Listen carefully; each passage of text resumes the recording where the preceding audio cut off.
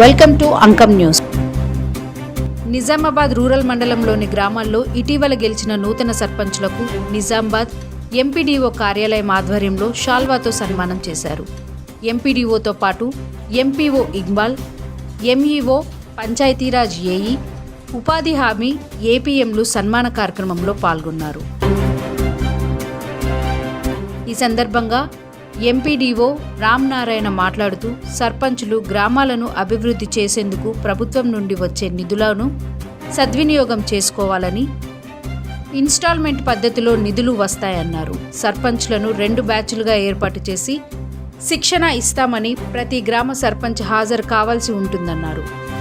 MPO Iqbal, MEO సేవల్, సర్పంచ్ల సంఘం అధ్యక్షులు మోహన్, అంకల గంగాధర్, జ్యోతి, శారద, సంతోష్, ప్రసాద్, అంశాల స్వామి, అన్నం గోపి, ప్రకాష్, గంగారెడ్డి, గ్రామ పంచాయతీ కార్యదర్శులు తదితరులు ఈ కార్యక్రమంలో పాల్గొన్నారు.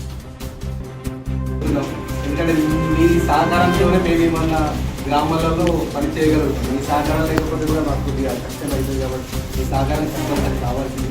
మేము అందరం కొత్త నేతలు లావకొత్త పాత్రలు ఉండదు. ఇంకా అందరం మమ్మల్ని